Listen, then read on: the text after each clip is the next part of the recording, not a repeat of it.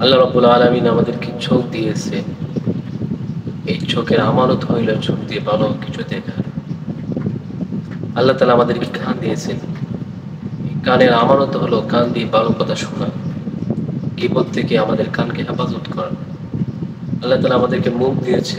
এই মুখের আমানত হলো মুখ দিয়ে সত্য কথা বলা, ভালো কথা বলা, মানুষকে কষ্ট না দেওয়া। আল্লাহ আমাদেরকে পা দিয়েছেন। এই পায়ের আমানত হলো পাকে ভালো কাজে ব্যবহার করা।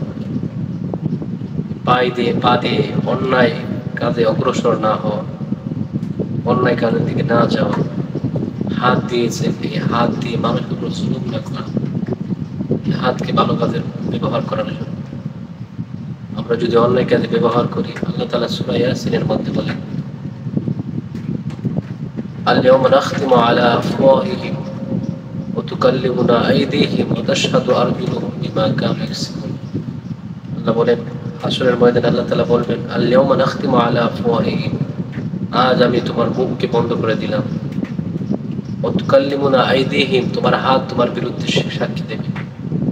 ওয়া তাশহাদু আরজুলুহুম, তোমার দুটি পা তোমার বিরুদ্ধে সাক্ষী দেবে। বিমা কানু ইয়াকসিবুন, তুমি কি নিয়ে এসেছো। সম্মানিত সুধী, আমার এই হাত সেটা আমার না, আমার এই পা সেটা আমার না, আমার চোখ সেটা আমার না, আমার মুখ আমার না, এটা হলো আল্লাহর দেওয়া আমানত।